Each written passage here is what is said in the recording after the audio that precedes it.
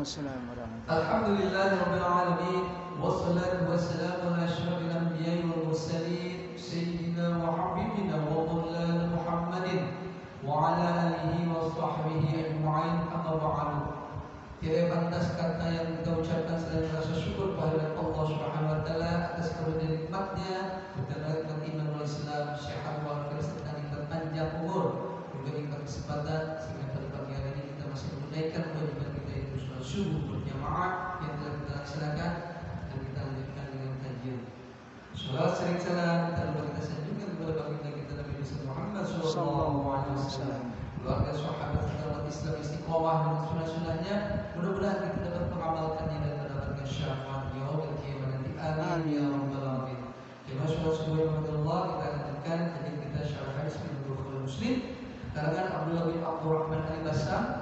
Tema yang pada pagi hari ini yaitu masih melanjutkan tentang azan dan iqamah. Kita lanjutkan hadis dari Abu Juhaifa Wahab bin Abdullah Aswa'. Dia berkata, aku menemui Nabi Shallallahu Alaihi Wasallam yang saat itu beliau berada di dalam tenda bunda berwarna merah dari kulit binatang yang sudah disamar. Dia berkata, lalu bila keluar sambil membawa air wudhu, lalu ada yang wudhu dari bekas air wudhu beliau, dan ada pula yang wudhu dari bekas air wudhu yang lainnya juga bekas dari air wudhu beliau. Lalu Nabi Shallallahu Alaihi Wasallam keluar sambil mengenakan pakaian merah, seolah-olah aku dapat melihat betis beliau yang berwarna putih. Dia berkata, lalu beliau wudhu dan Bilal mulai azan. Dia berkata, aku mengikuti gerak mulutnya di sana kemari yang mengucapkan hayya 'alas shalah, hayya 'alal falah, sambil menoleh ke arah kanan dan kiri. Kemudian tombaknya ditancapkan ke tanah bagi beliau. Lalu beliau maju dan sholat zuhur 2 rakaat. Kemudian beliau senantiasa sholat 2 rakaat hingga kembali ke Madinah.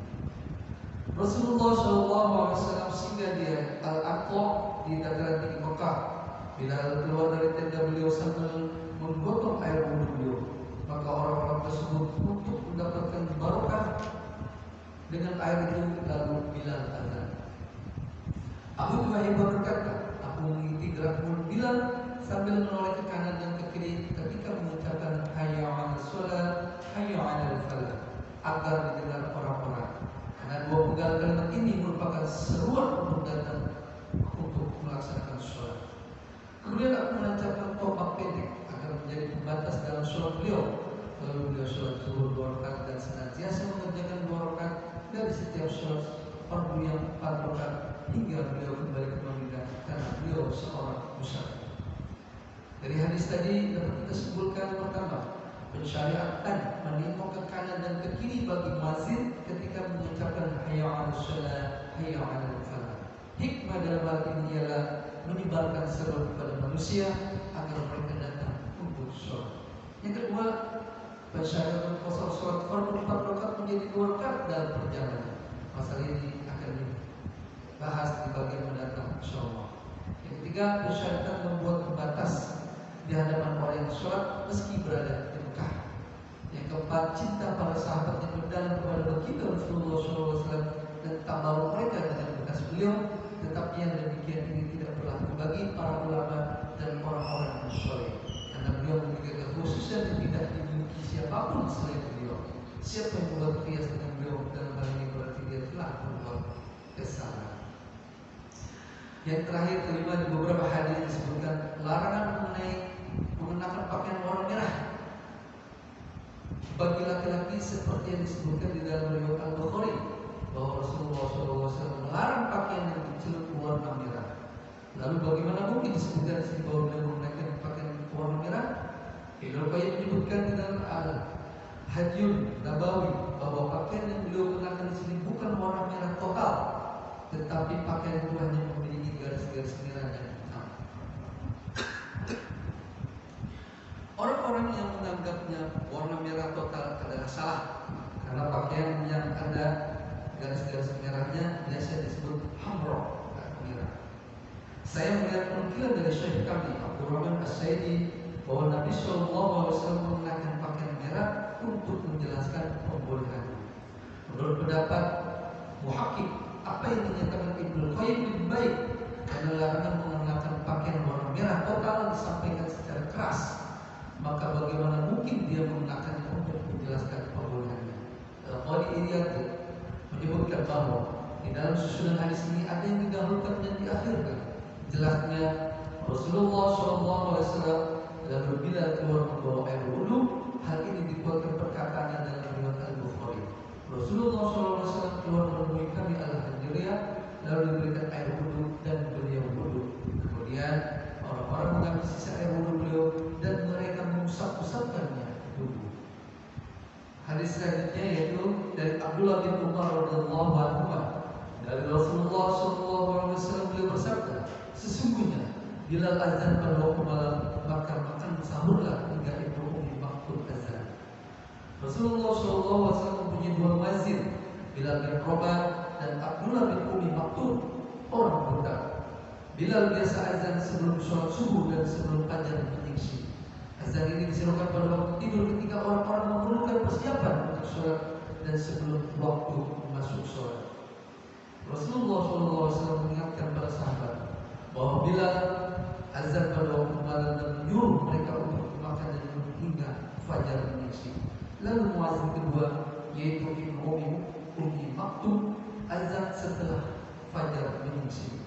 Hal ini diperuntukkan bagi orang yang berpuasa, yang berarti pada saat itu dia harus menghentikan makan dan minum sekaligus menandai masuknya waktu sholat. Hal ini bersifat khusus dan tidak boleh dikumandangkan azan sebelum masuknya waktu. Namun ada perbedaan pendapat tentang azan pertama untuk sholat subuh. Apakah cukup dengan azan itu atau diperlukan azan kedua yang menunjukkan masuknya waktu? Menurut jumhur ulama, hal itu disyaratkan dan tidak cukup dengannya.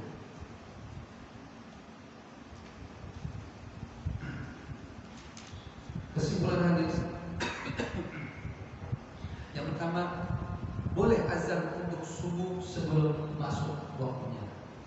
Yang kedua, boleh mengangkat dua muazzin untuk satu masjid dengan menetapkan azan bagi masing-masing waktu tertentu. Yang ketiga, boleh mengangkat muazzin buta dan mengikuti azannya karena Ibnu Ummi Maktum seorang lelaki buta. Yang keempat, anjuran mengingatkan penduduk setempat tentang adanya azan sebelum fajar menyingsing sehingga mereka tahu hakikat azan tersebut. Yang kelima, mengangkat muazzin kedua yang mengumandangkan azan setelah fajar menyingsing. Yang keenam, anjuran tidak menghentikan makan dan minum bagi orang yang hendak puasa sehingga dia tahu persis bahwa fajar telah menyingsing dan tidak pula menahan untuk makan dan minum sebelum itu. Perintah beliau, makan dan minumlah, dimaksudkan untuk kebolehan dan masih berlakunya waktu sahur hingga saat tersebut. Yang ketujuh, boleh beramal berdasarkan satu pengabaran jika pelakunya dapat dipercaya dan dikenal. Alhamdulillah, dua buah hadis mengenai masih tentang azan, di mana tadi disinggung telah jadi riwayat ketika Nabi SAW pada saat sedang musafir. Kemudian di sini tentang peristiwa mengenai berwudunya Nabi SAW, di mana air wudunya digunakan kembali oleh sahabatnya. Dan ini diperbolehkan. Selain Nabi Muhammad SAW, keterangan dari hadis ini tidak dibolehkan karena beliau memiliki sifat kekhusyuan. Kemudian untuk azan ketika lafaz hayya 'alas shalah dan hayya 'alal falah itu gerakannya menoleh ke kanan dan ke kiri.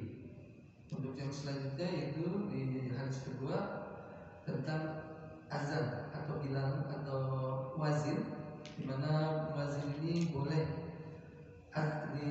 dilakukan atau azan untuk subuh sebelum waktu masuk sholat subuh, dibolehkan. Yang kedua, boleh mengangkat dua muazzin untuk satu masjid, dan ini ibadah biasa.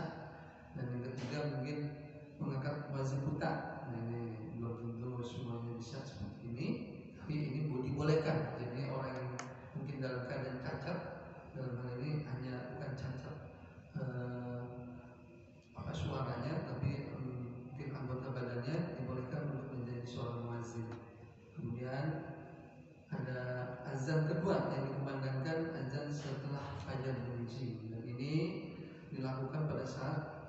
bagi mereka yang saat itu sedang melakukan ibadah puasa. Jadi suara azan yang azan di sini sebagai tanda bahwa selesai waktu untuk makan dan minum. Mudah-mudahan dua buah hadis ini dapat kita pahami dengan baik dan tentunya menjadi amal kita dan pengetahuan kita dalam hal kehidupan, dan mudah-mudahan ini menjadi bagian dari istiqomah kita untuk terus belajar memahami apa yang kita tidak ketahui, tentunya dari buku-buku yang kita miliki, sehingga kita lebih paham dan tahu, tentunya berdasarkan firman-firman Allah Subhanahu wa taala dan sunnah-sunnah baginda Rasulullah sallallahu alaihi wasallam. Demikian yang dapat kami sampaikan.